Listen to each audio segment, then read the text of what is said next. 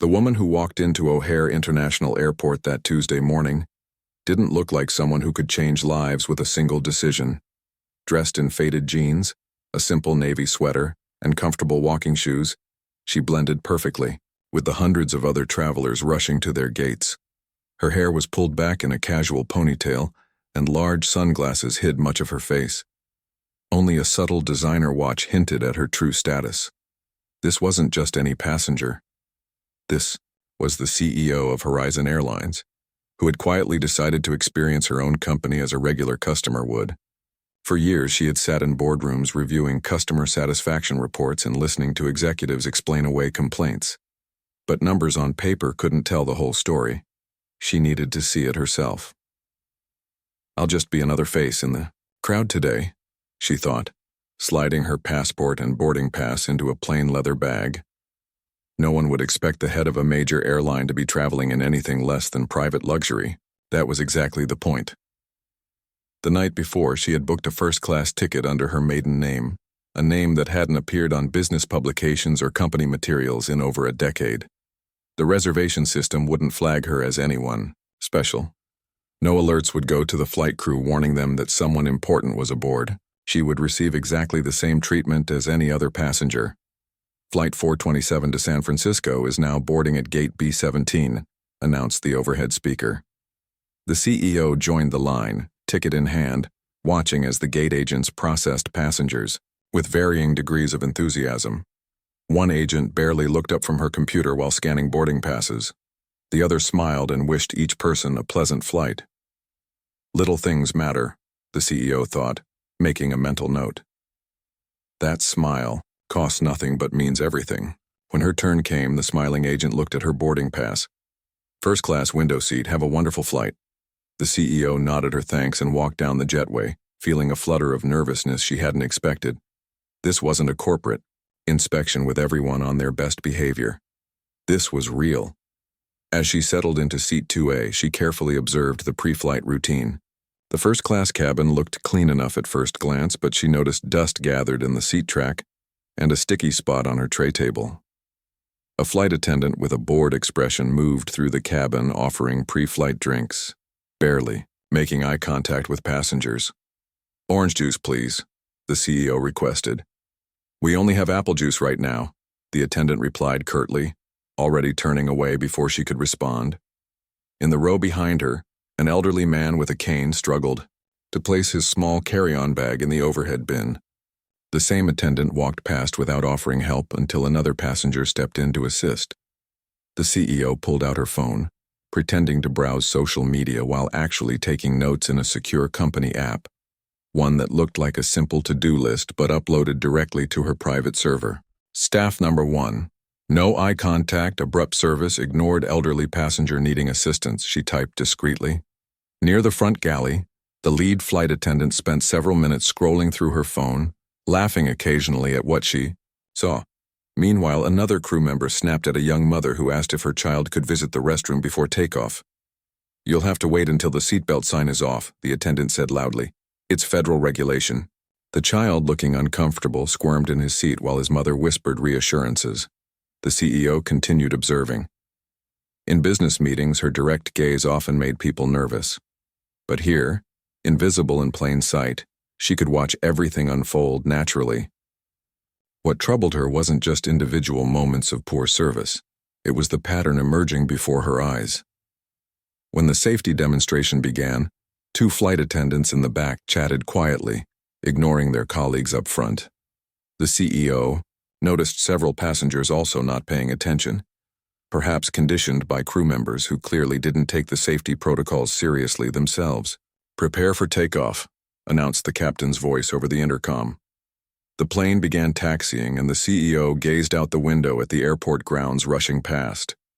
She thought about the thousands of employees who worked for her, many of whom she'd never meet. Each one represented her company to the world. Each interaction shaped how people thought about Horizon Airlines. She pulled out a small notepad, deliberately not using her company's stationery, and began writing questions. Why had standards slipped on this route? Was it just this crew or a wider problem? How could hundreds of training hours result in such apathetic service? As the plane lifted off, banking over Lake Michigan, the CEO caught a glimpse of her reflection in the window. She barely recognized herself without the power, suits, and confident posture that typically defined her professional image. Today she was just another passenger trusting her safety and comfort to a crew who had no idea who she really was. The captain's voice came over the intercom again, announcing they had reached cruising altitude. Flight attendants, prepare for service. The CEO closed her notepad and waited, wondering what the next few hours would reveal about the company she thought she knew so well. She had started her career as a flight attendant herself, 30 years ago. Back then she had treated every passenger like they mattered because to her they did. Somewhere along the way, as she climbed the corporate ladder, had she lost sight of what really happened on these flights? Had the company culture she thought she was building failed to reach the frontline staff? The day was young and she had 5 hours ahead to find out. Whatever she discovered would change things, for this crew and possibly for the entire airline. But she wasn't here to catch people doing things wrong. She was here to understand why things weren't right. The flight had been cruising smoothly for nearly 3 hours. The CEO had spent that time reviewing some documents on her tablet and discreetly watching the crew's interactions with passengers. So far, she'd noted a dozen small service failures, requests ignored, smiles missing, procedures skipped. Nothing major enough to trigger complaints, but enough to make the experience feel impersonal and cold. Her stomach growled softly, reminding her that breakfast had been rushed. She was looking forward to the meal service, especially since she had specifically requested a vegetarian option when booking her ticket. This was actually a program she had personally championed 2 years ago, allowing passengers to select meal preferences during online booking rather than having to call the airline separately. It should be working seamlessly by now, she thought, remembering the considerable investment in updating the reservation system to accommodate dietary requests. The meal service began at the front of the first-class cabin. The aroma of warm food filled the air as the flight attendant rolled the cart forward. The CEO watched as the passenger across the aisle received exactly what he had asked for, a low-sodium meal. Good, she thought. At least some special meals are being tracked. When the cart reached her row, a different flight attendant approached with a tray. He placed a steaming dish in front of her, without a word. She looked down to see a chicken entree with gravy pooling around roasted potatoes. "Excuse me," she said politely, keeping her voice gentle. "I think there's been a mix-up. I pre-ordered a vegetarian meal." The flight attendant paused, his friendly customer service smile fading slightly. "Let me check, ma'am." He pulled out a tablet and scrolled through a list. "I don't see any vegetarian meal request for seat 2A. The CEO reached for her phone. "I have the confirmation email right here," she said, opening her inbox and turning the screen toward him. The email clearly showed her booking details, including meal preference vegetarian highlighted in green. The flight attendant barely glanced at the screen. "Our system doesn't show it," he said with a shrug. "Sometimes these requests don't transfer properly from the booking system." "I see," she replied. "Is there any chance you have an extra vegetarian option available?" "We board exactly the number of meals on the manifest," he said, his tone growing impatient. "There are no extras. You'll have to take this or wait until—" "We land in about 2 hours." The CEO nodded, maintaining her composure. "Could I speak with the lead flight attendant, please?" The flight attendant's eye roll was subtle but unmistakable as he turned away without responding. A few minutes later, an older woman with streaks of gray in her hair appeared beside the CEO's seat. "I understand there's an issue with your meal?" she asked, her tone suggesting this was an inconvenience rather than her job. "Yes," the CEO explained calmly. "I pre-ordered a vegetarian meal when I booked my ticket. I have the confirmation here, but your colleague says it's not in your system." The lead flight attendant took only the briefest look at the offered phone. "Our catering is loaded based on the final manifest printed before departure.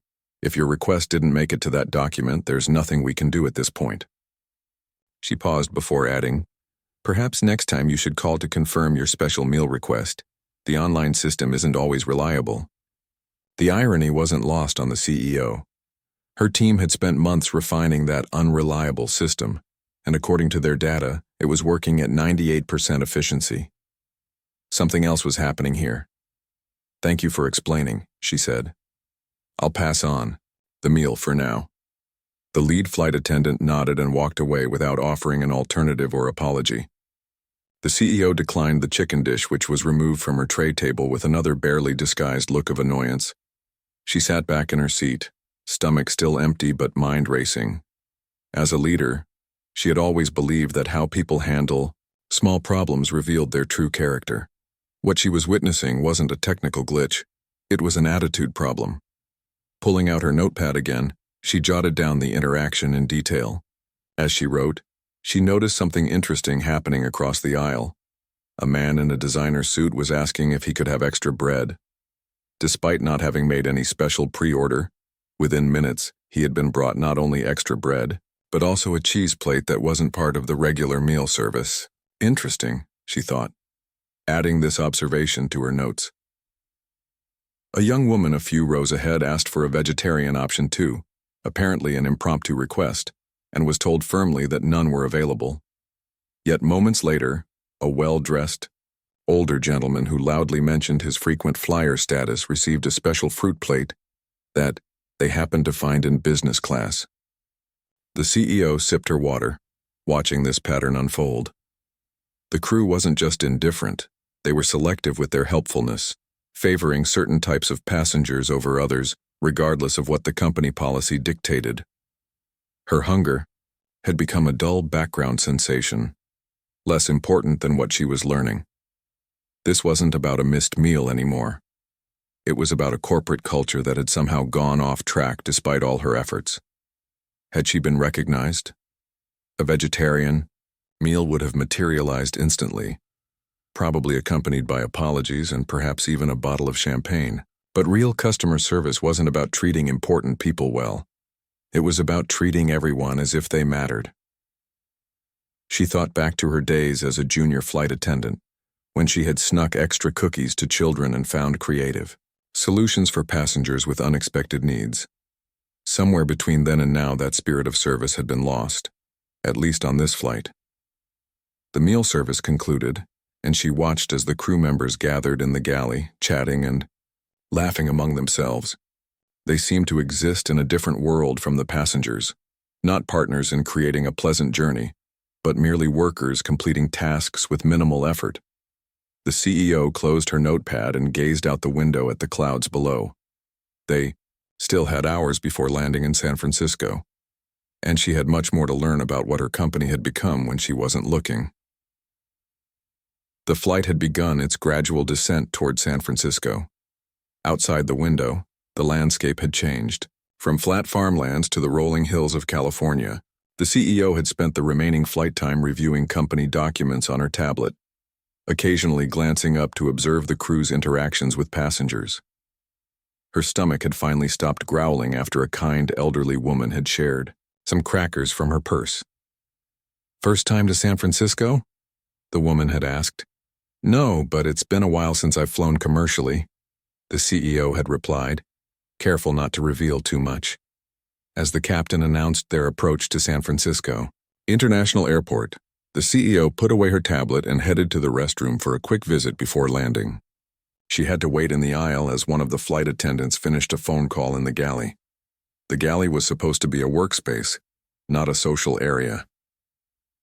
Company policy was clear about personal phone use during flights, but the CEO had noticed at least 3 crew members texting throughout the journey. Now, with landing approaching, one was actually making a call.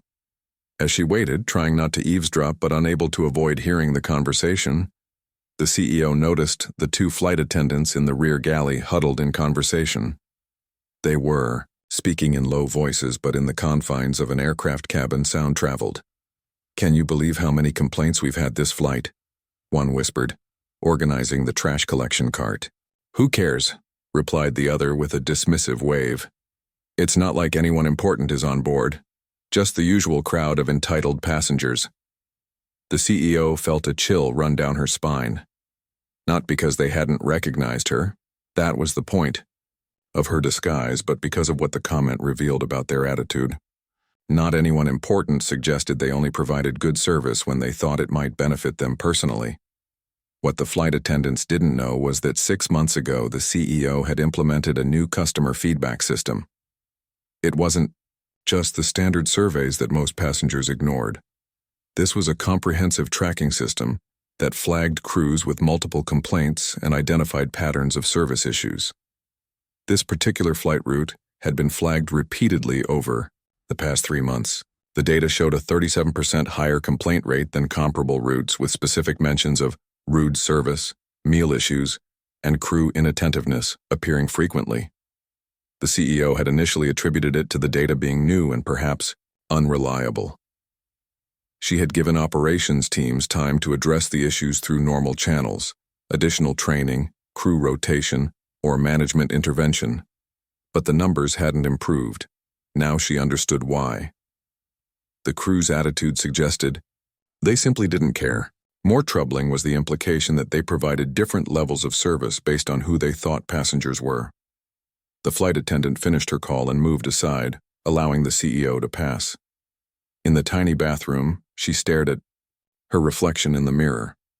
The woman looking back at her wasn't the polished executive whose photo appeared in business magazines. She was just another passenger who had been treated poorly, not because of anything she had done, but because the crew had decided she wasn't worth their best efforts. By the time she returned to her seat, the plane had begun its final approach. The fasten seatbelt sign was illuminated, and flight attendants were supposed to be checking the cabin. Instead, 2 were chatting about weekend plans, while a third scrolled through social media on her phone. A small child 3 rows back had his tray table down, a clear safety violation during landing. Neither parent noticed, and the flight attendants focused on their conversation didn't either. The CEO considered saying something, but decided to see if the crew would spot it during their final check. They didn't. The plane continued its descent with the tray table still down. Only when another passenger mentioned it did a flight attendant finally notice and address the situation, looking annoyed at being interrupted rather than grateful for the safety catch. "We'll be on the ground in about 10 minutes, the captain's voice announced over the intercom. "Current weather in San Francisco is sunny, 68 degrees. On behalf of myself and the entire crew, thank you for flying with us today." The irony of the thank you wasn't lost on the CEO. Gratitude should be accompanied by actions that demonstrated appreciation. This crew had shown little evidence that they valued passengers' business. As the plane touched down with a gentle bump and began taxiing toward the gate, the CEO pulled out her phone and sent a brief text message to her chief operating officer. "Need an urgent meeting with the crew from Flight 427 before their next departure. No explanations. Just make it happen." The response came quickly. "We'll arrange. Everything okay?" "Not yet," she typed. "But it will be." When the seatbelt sign finally turned off, the usual chaos of deplaning began. Passengers stood in the aisles, retrieving bags from overhead bins, some pushing forward impatiently, while others moved with the resigned patience of experienced travelers. The CEO remained seated, watching as several crew members immediately checked their phones, ignoring passengers who needed assistance. One older man struggled to reach his cane, which had slid under the seat during landing. The flight attendant nearest to him was too busy texting to notice. Another passenger stepped in to help, retrieving the cane and offering a steadying hand. The elderly man thanked him profusely. The flight attendant glanced up briefly, then returned to her phone without acknowledgement. That single moment crystallized everything the CEO had observed during the flight. It wasn't just about denied meals or missed safety checks. It was about the fundamental disconnect between what her company promised and what it delivered. As she finally stood to collect her belongings, the CEO felt a clarity of purpose she hadn't expected when boarding this flight. She had come looking for insight into customer experience. Instead, she had found something more valuable, a window into her company's soul. She walked slowly toward the exit, nodding politely to the crew members who stood by the door, offering robotic goodbyes to departing passengers. None of them made eye contact with her. None of them would remember her face. But very soon, they would remember this day.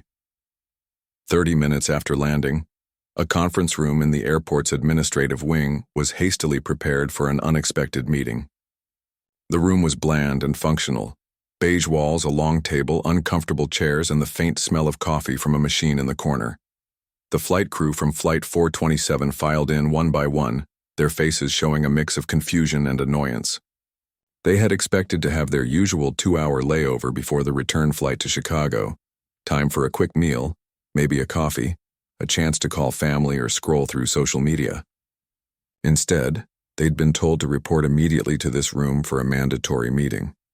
"Does anyone know what this is about?" asked the captain, a tall man with graying temples and the confident posture of someone used to being in charge. The lead flight attendant shrugged. "Probably another lecture about on-time departures.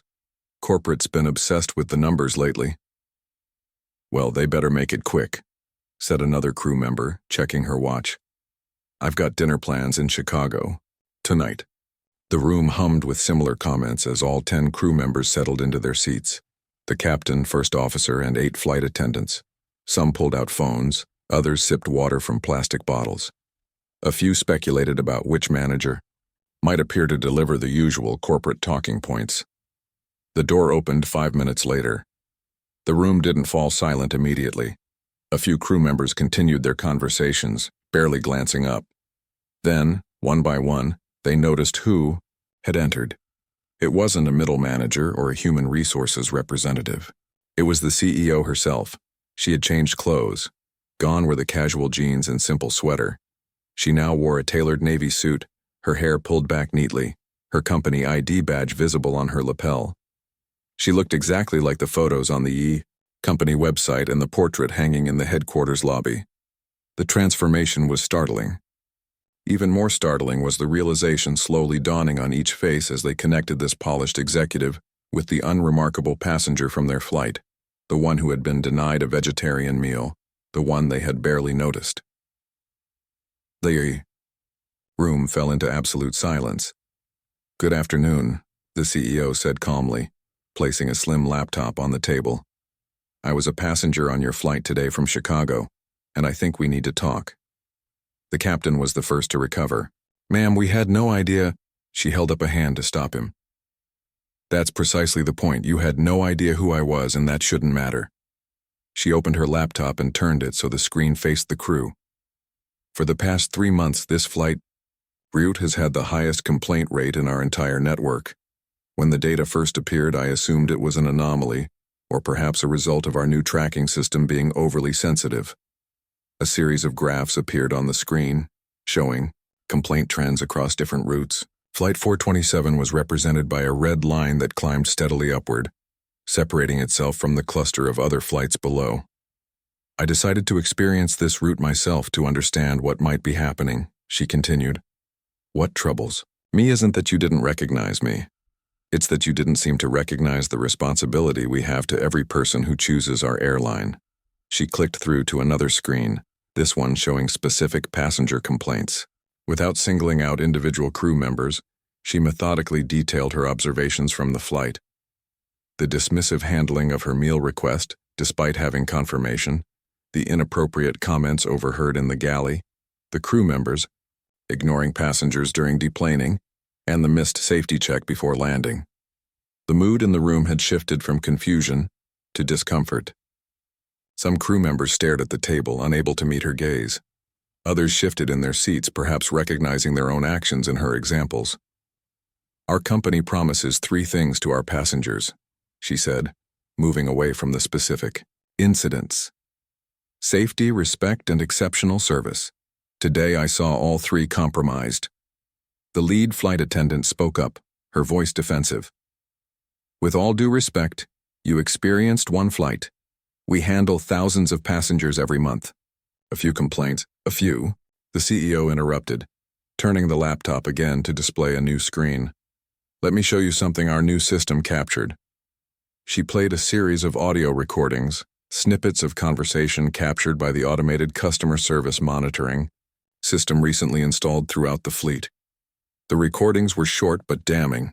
Crew members making dismissive comments about passengers, complaints being ignored, requests being met with sighs or eye rolls. "This isn't about one bad day," the CEO said quietly. "This is a pattern." The captain leaned forward, his face serious. "I take full responsibility. As commander of the aircraft, the entire operation falls under my authority." "Yes, it does," she agreed. "And as CEO, the entire airline falls under mine, which is why I can't ignore what I've seen today." She closed her laptop and looked at each crew member in turn. Her voice remained calm, but her words carried unmistakable weight. "I'm not here to yell or make threats. I'm here because somewhere, between our training programs and our daily operations, we've lost sight of why we exist as a company. Our purpose isn't to move aircraft from one city to another, it's to move people, safely, comfortably, and respectfully." The room was utterly silent now. Even the most defensive crew members seemed to recognize the gravity of the situation. "Tomorrow morning, I'm meeting with our operations team to implement substantial changes in how we measure and reward service. But right now, we need to address the immediate situation." She turned to her chief operating officer, who had entered the room quietly during her presentation. "I want a full review of today's flight. Every interaction, every procedure, every decision. I want performance evaluations for each crew member based on objective standards, not just today, but over the past 6 months." She stood, gathering her materials. "Until that review is complete, this crew will not fly together again." A murmur ran through the room as the implications became clear. This wasn't just a warning. This was action. "Some of you may not be with our airline after this review concludes," she added, her tone frank but not cruel. "Others will have the opportunity to recommit to our standards through additional training. Either way, what happened today marks a turning point, not just for this crew, but for how our entire company approaches customer service." She headed toward the door, then paused and turned back. "I flew as a regular passenger today because I wanted to see our company through our customers' eyes. What I saw disappointed me deeply, but I still believe in what we can be. The question is, do you?" With that, she left the room, leaving behind a crew confronting not just their job security, but the fundamental question of their professional purpose. The story spread through the airline like wildfire over the next few days. At first it traveled, in whispers and text messages between flight crews. The CEO had gone undercover, witnessed terrible service, and fired everyone on the spot. But like most rumors, this version wasn't quite accurate. What actually happened was more nuanced and ultimately more impactful. 2 days after the confrontation, employees throughout the company received an email from the CEO herself. Unlike the usual corporate communications filled with jargon and vague promises, this message was direct and personal. "I recently experienced our airline as a regular passenger," she wrote. "What I saw didn't match the company we've all worked to build.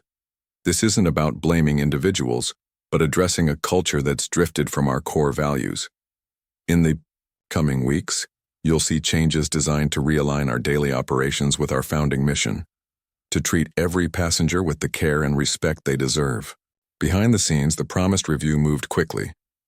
The lead flight attendant and 2 crew members with the most documented incidents, including the one who had denied the CEO's meal request, were placed on administrative leave while their cases were evaluated. All 3 eventually left the company, though the airline's policy prevented public disclosure of whether they resigned or were terminated. The captain faced serious consequences as well. As the leader ultimately responsible for crew conduct, he was demoted to first officer and assigned to a comprehensive 6-month retraining program focused not just on technical skills but on leadership and service standards. The remaining crew members were given a choice that reflected the CEO's belief in second chances: participate in an intensive customer service retraining program or accept a standard severance package. 3 chose to leave with the severance. The others committed to improvement. But the CEO understood that addressing one crew's behavior wouldn't solve the underlying issues. Real change required systemic adjustments. Within a month, the airline rolled out a completely revamped training program for all customer-facing staff. The new approach emphasized empathy as much as efficiency, with interactive scenarios based on real passenger experiences. Videos featuring actual customers sharing their travel stories, both good and bad, replaced the old scripted training films. Performance metrics shifted too. Before, crews were evaluated primarily on on-time departures and basic safety compliance. Now, customer feedback carried equal weight in performance reviews and bonus calculations. The message was clear: how you treated people mattered as much as operational efficiency. The CEO didn't stop there. She instituted a new policy requiring all executives to fly commercially on their own airline at least once per quarter, without special treatment or announcement. "Experience what our customers experience" became the executive team's mantra. For some senior leaders who had grown accustomed to private aviation perks, this change felt like punishment. 2 vice presidents even resigned rather than comply with the new expectation. The CEO didn't fight to keep them, understanding that their departure made room for leaders who shared her vision. The story of the CEO who went undercover and fired an entire flight crew continued to grow, picking up embellishments with each retelling. Industry blogs picked up the tale, followed by mainstream business media. Most versions exaggerated what had happened, describing dramatic confrontations and immediate mass firings that never actually occurred.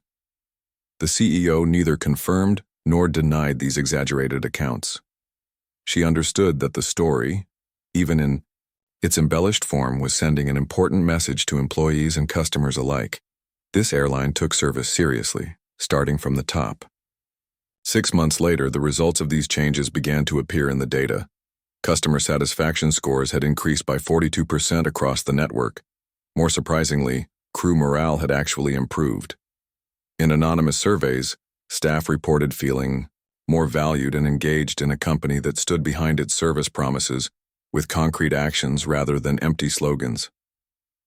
"I used to just go through the motions," one flight attendant commented in a survey. "Now I understand why every interaction matters. It feels good to work somewhere that values how we treat people." The most dramatic improvement came on the Chicago to San Francisco route, the very flight the CEO had experienced. Once the airline's most complaint-ridden route, it now regularly received the highest customer ratings in the entire network. The new crew, aware of the route's history, had embraced the opportunity to redefine its reputation. On a sunny Tuesday, almost exactly 1 year after her undercover flight, the CEO boarded the same route again. This time she didn't bother with a disguise. She wanted to experience the difference as herself. The change was remarkable. From pre-boarding announcements to the final deplaning process, the crew demonstrated attentiveness and genuine care. When a passenger mentioned a food allergy that hadn't been recorded in the system, a flight attendant immediately found an appropriate alternative. When an elderly traveler seemed disoriented during boarding, another crew member gently helped him find his seat and stowed his bag. Small moments of humanity appeared throughout the flight. A child receiving a special cockpit visit after expressing interest in becoming a pilot. A nervous flyer being reassured during turbulence. A businessman who had fallen asleep being saved a meal for when he awoke. None of it was for her benefit. Most of these interactions happened at the back of the plane, far from where the CEO sat with crew members who didn't realize she was watching. As the plane touched down in San Francisco, the CEO smiled to herself. The airline wasn't perfect. No company ever is. There would always be challenges, difficult days, and room for improvement. But something fundamental had shifted. The change hadn't come from firing people in a dramatic showdown, as the rumors suggested. It had come from recognizing a simple truth that many companies forget. How you treat the person who seems least important reveals the most about who you really are. As passengers gathered their belongings and prepared to exit, the CEO remained in her seat, watching the interactions around her. A year ago, crew members had checked their phones during this crucial time, ignoring passengers who needed help. Today, they were fully present, assisting with bags, answering questions, and offering genuine thanks as people departed. One flight attendant noticed her watching and approached with a smile. "First time flying with us?" she asked. The CEO shook her head. "No," she replied, "but it feels like it."